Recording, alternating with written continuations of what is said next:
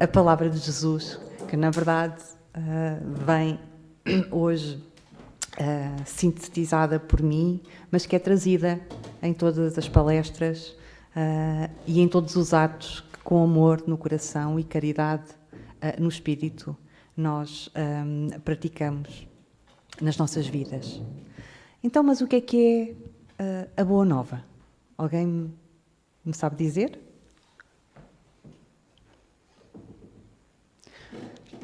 Já foi dito.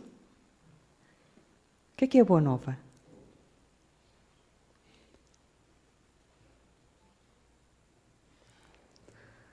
A Boa Nova é a palavra de Jesus, como disse o irmão Fernando.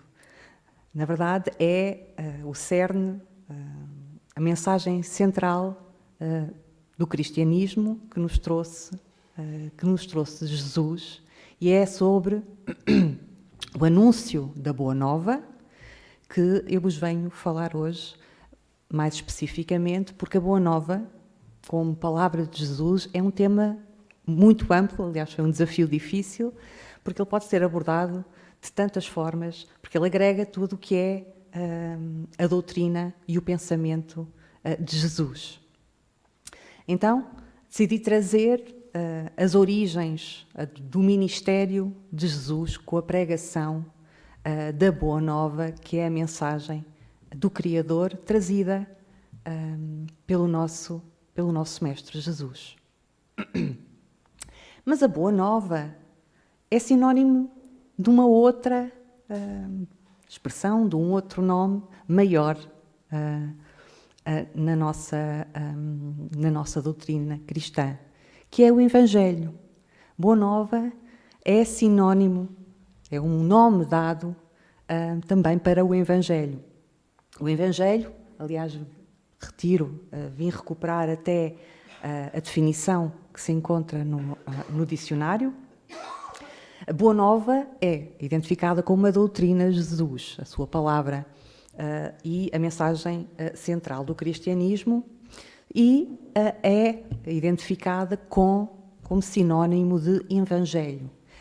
Porque Evangelho, na sua semântica, portanto, na sua origem etimológica, é boa nova, boas notícias, boa mensagem.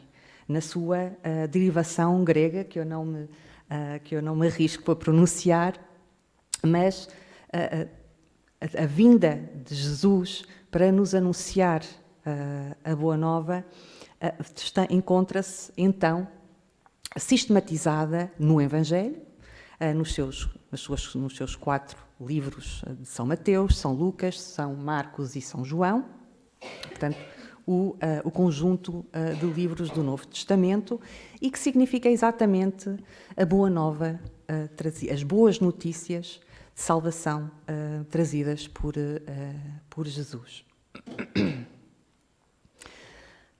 Antes de retomar aquela que é a origem da assunção pública deste ministério de Jesus, de anunciar, proclamar, disseminar com a sua palavra e, sobretudo, com o seu exemplo, a Boa Nova, avanço já com aquele que é, na acessão espírita e cristã, em termos gerais, a mensagem central trazida por Jesus e que agrega todas as outras derivações do bem e do amor, que é o chamamento à reforma íntima, à transformação moral, chamada à evolução espiritual, à prática do amor e da caridade. Este é o cerne da mensagem do Evangelho, que se desdobra em muitas histórias, em muitas alegorias, em muitos episódios que nos ilustram todo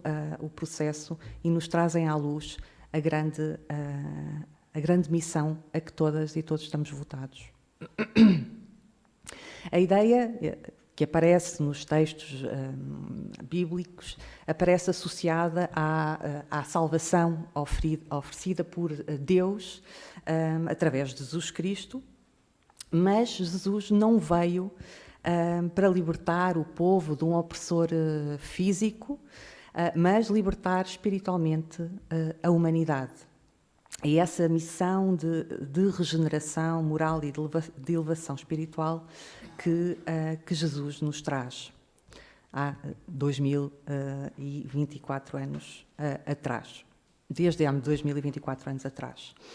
Mas agora vou retomar um dos livros que compõem o Novo Testamento, o Evangelho de São Marcos, que é onde aparece com mais clareza o início, a narração de como foi a pregação de Jesus sobre o Reino de Deus, conhecida então como a Boa Nova, e este Evangelho explora como é que Jesus proclamou esta mensagem e chamou os primeiros discípulos, formando a nova comunidade de seguidores. Portanto, a missão,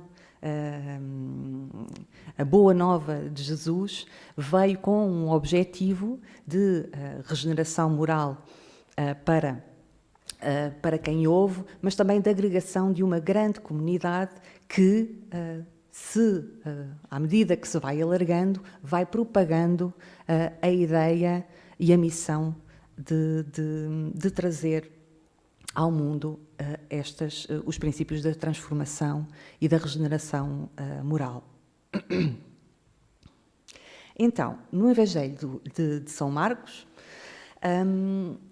o desenvolvimento, enfim, da Boa Nova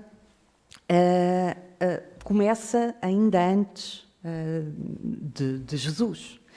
Começa com a preparação através de João Batista, para depois ter lugar a proclamação de Jesus como Filho de Deus no ato de batismo por João Batista, a aprovação no deserto e, por fim, o início do ministério e o chamado dos primeiros discípulos. Assim terá acontecido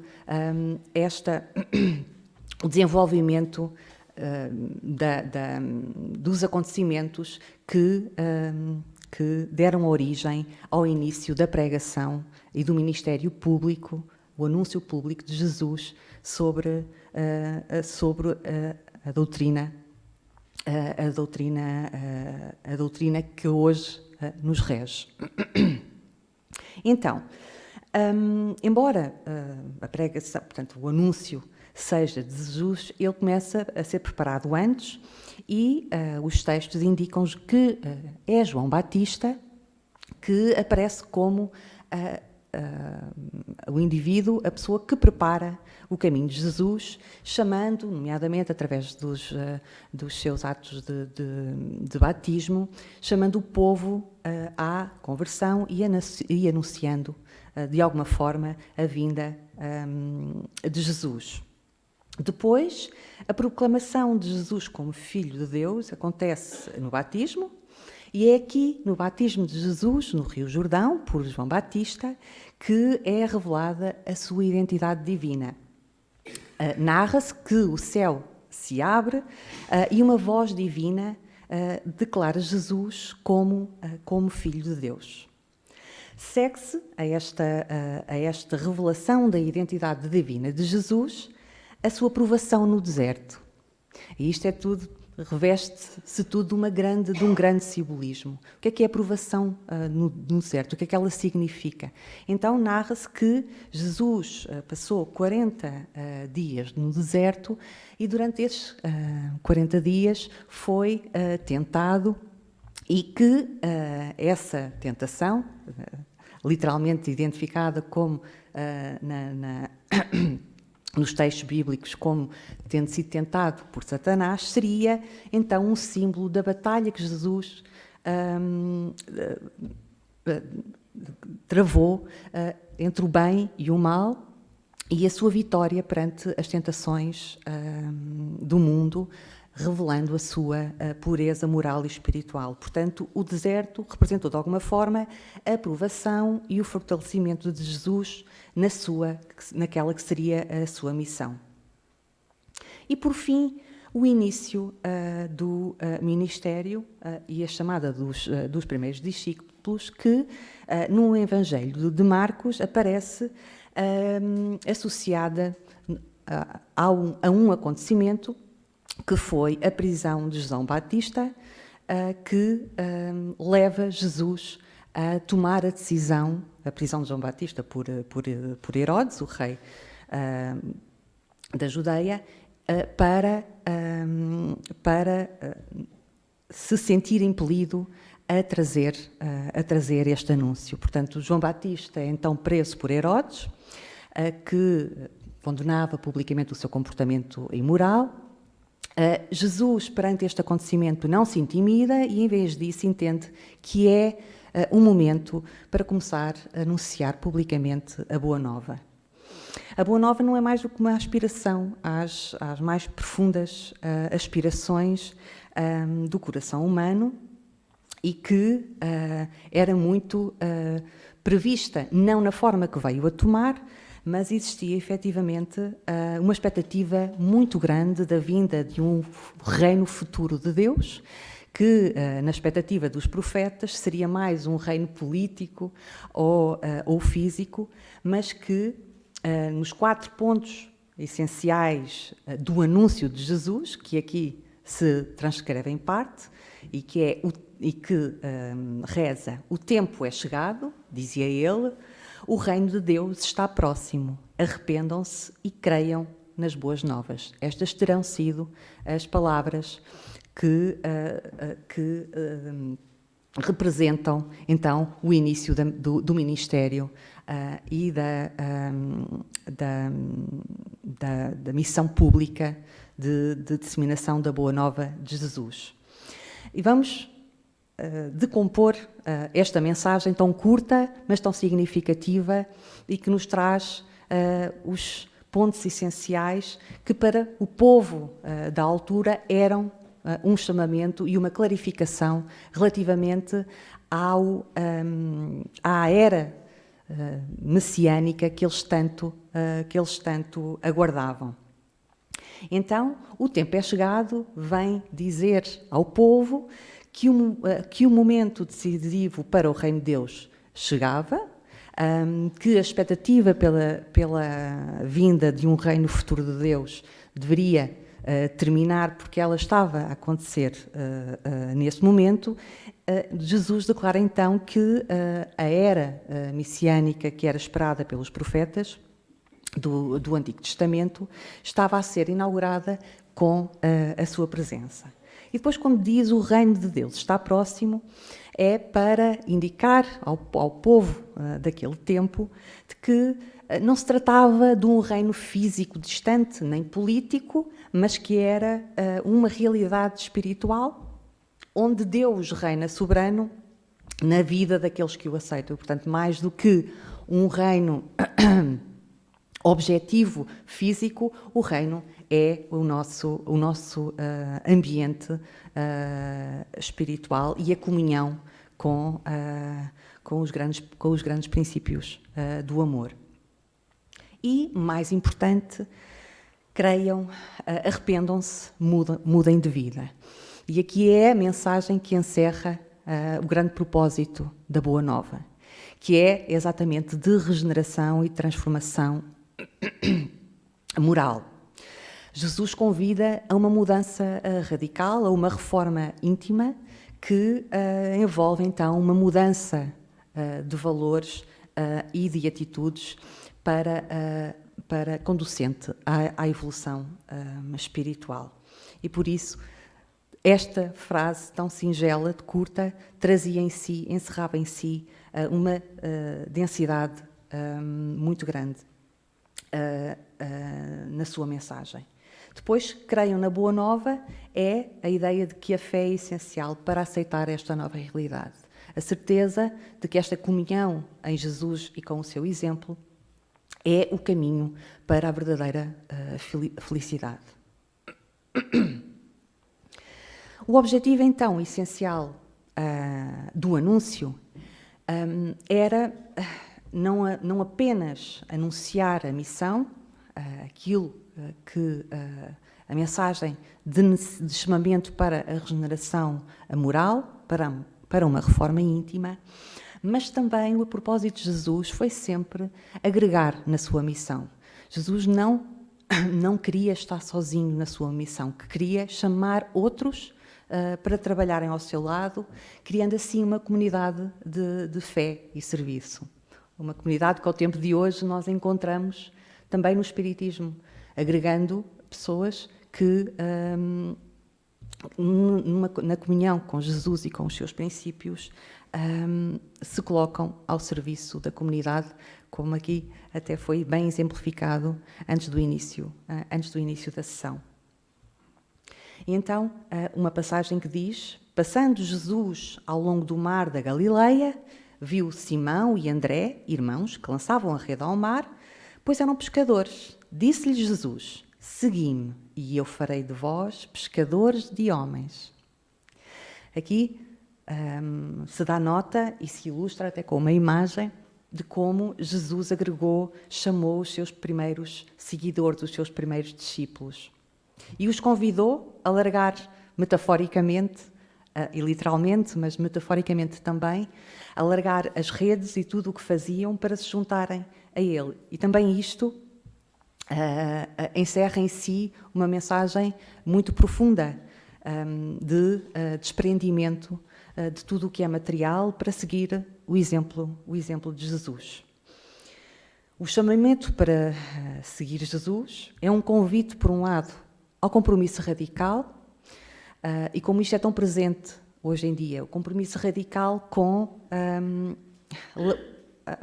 a capacidade de nos desprendermos de toda a materialidade e de seguir o bem sem reserva.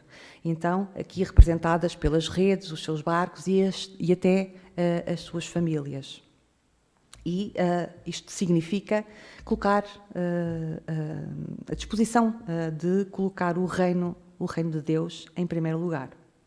Depois, esta expressão tão interessante de formar pescadores de pessoas. O convite era que estes discípulos, os primeiros convidados de Jesus a juntarem-se a si, pudessem estar capacitados para pescar almas, ou seja, atrair as pessoas para o reino de Deus. Eles não só seriam seguidores de Jesus, mas também teriam então um papel ativo na missão de evangelização. E por fim, a ideia de que a chamada é universal. Jesus fez o chamamento ao povo, individualmente a alguns, ao povo em geral, mas havia o livre-arbítrio sempre se impôs. A resposta é individual e é livre para acolher à chamada quem se sentir preparado e quem estiver nessa disposição. Nunca somos, nunca seremos obrigados a nada. A vida dos discípulos com Jesus,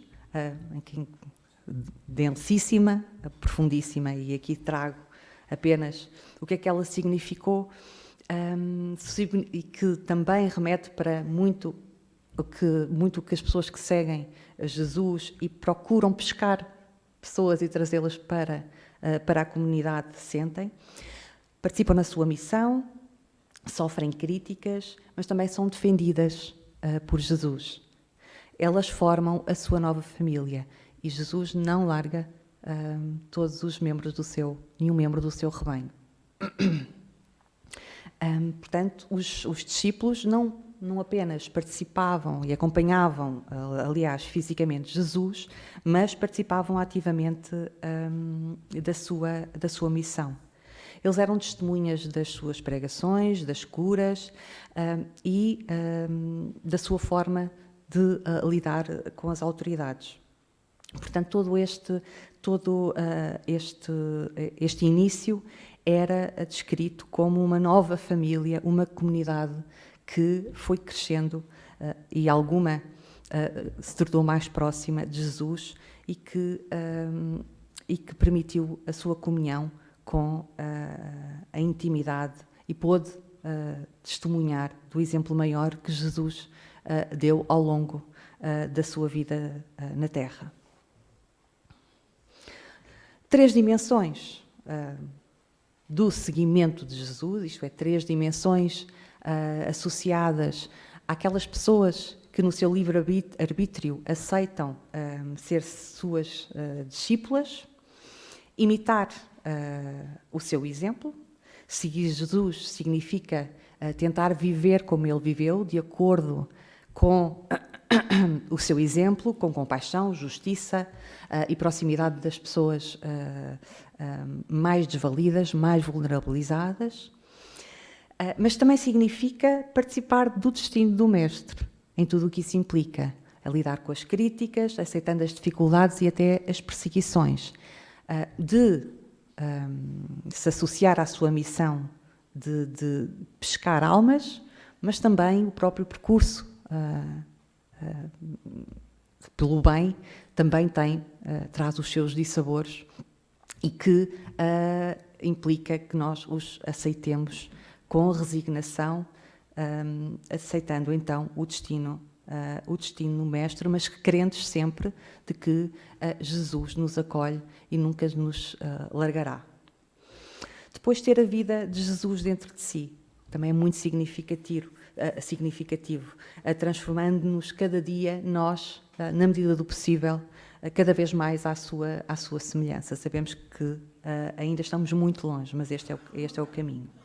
E agora, por fim, trago a Boa Nova, um livro pelo espírito Humberto Campos, psicografado pelo Chico Xavier, e que é uma coletânea de narrativas e reflexões sobre episódios da vida de Jesus, publicada em 1941, com o objetivo de complementar de alguma forma os evangelhos tradicionais, com narrativas ricas e cheias de recursos linguísticos e estilísticos que tornam a mensagem mais acolhedora, que é aquela mensagem de imenso significado moral e espiritual que nos trouxe a palavra de Jesus.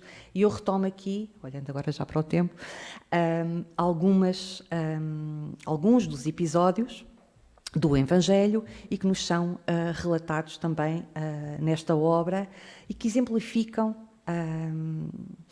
a ilustração, no fundo, daquele que é a mensagem tão bela que Jesus nos trouxe e que exemplificou com uma série de episódios muito significativos daquilo que será o chamamento da Boa Nova.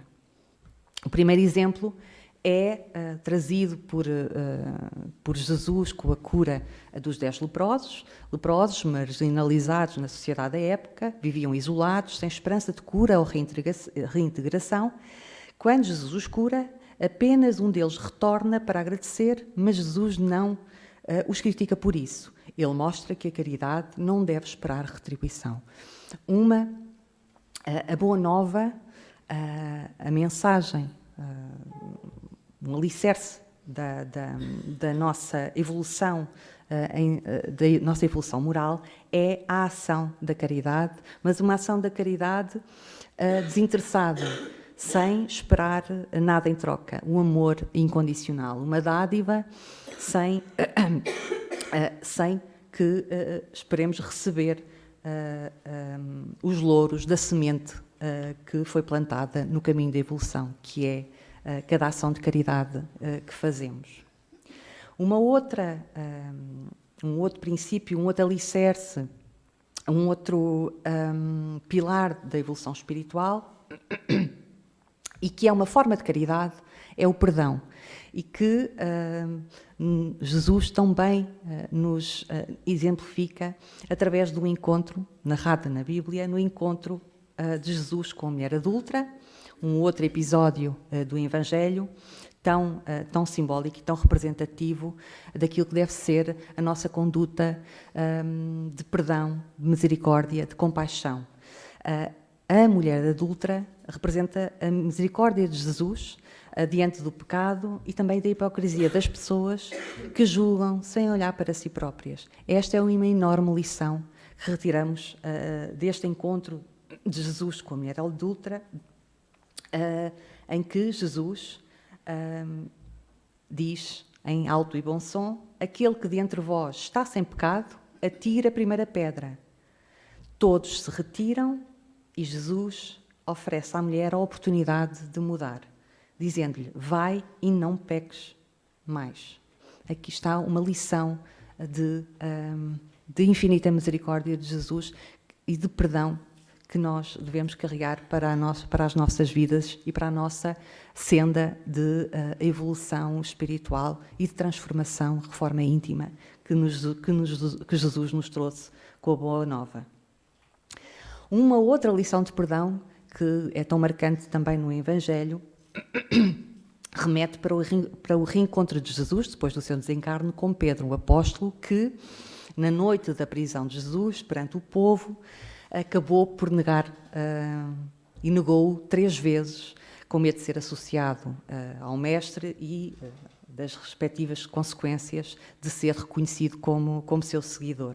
E neste diálogo, Jesus pergunta a Pedro 3 vezes se ele o ama, exatamente o mesmo número de vezes que Pedro o havia negado. Cada resposta de Pedro a dizer que sim, amo, é um ato de reconciliação com Jesus que Jesus compõe ao pedir-lhe que cuide das suas ovelhas. E isto é o símbolo da confiança restaurada em Pedro e de lhe voltar a dar a missão e a responsabilidade como apóstolo. Aí está um exemplo da capacidade de Jesus de perdão e de novas oportunidades e de compreensão em relação às falhas humanas, que muitas vezes nos falta na nossa vida.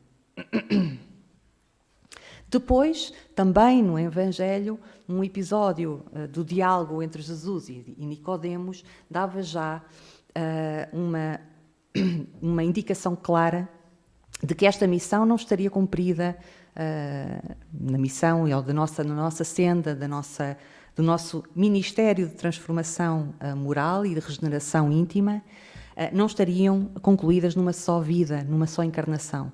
E o diálogo com Nicodemos deixa isso muito claro. Então dizia ele a Nicodemos, que era um fariseu, mestre da lei judaica, que procurava Jesus durante a noite, buscando assistência para conhecer o reino dos céus, no fundo, para se aproximar da felicidade, e Jesus lhe respondeu: em verdade te digo que, se alguém não nascer de novo, não pode ver o reino dos céus, o reino de Deus. Peço desculpa. Jesus explica assim a necessidade de nascer de novo para progredir, corrigir os erros e adquirir novas virtudes. Portanto, a reencarnação é aqui já ilustrada como a chave para compreender a justiça divina e a misericórdia de Deus no processo evolutivo. E, por fim, a história que é o epílogo, que eu diria que é o epílogo do caminho de Jesus e da sua pregação e deste ministério público de pregação, peço redundância, da Boa Nova, mas a sua missão de, com o seu exemplo, nos ilustrar como nos transformarmos intimamente. É a sua relação com Maria de Magdala. Este é um exemplo muito importante porque, enfim, a fé de Maria de Magdala salvou-a de alguma forma e a transformou pessoalmente. Jesus não só se apiedou desta mulher que era renegada socialmente, porque era entendida como uma mulher promíscua, uma mulher possuída pelo demónio, desprezada por muitas pessoas, mas que Jesus acolhe no seu regaço e que acolhendo este chamamento de Jesus e acolhendo o carinho com que a recebe, Maria, se opera uma transformação na vida e no íntimo de Maria Madalena, que conduz a ser uma das suas mais fiéis seguidoras. Portanto, este é um exemplo vivo de regeneração moral que Jesus nos traz na sua mensagem essencial, e por isso é um episódio tão relevante, e também uma mensagem de que é possível cada um de nós se regenerar e fazer a transformação seguindo o exemplo de Jesus. É, no fundo, a reforma íntima, a vida, viver a Boa Nova, a grande missiva que nos é dada por Jesus desde o anúncio do centro da sua mensagem, e que impele cada um de nós a deixar para trás as redes que nos prendem à vida material e a abraçar o seu exemplo, o caminho da evolução espiritual, onde o amor e a caridade são as bases para o progresso. Muito obrigada.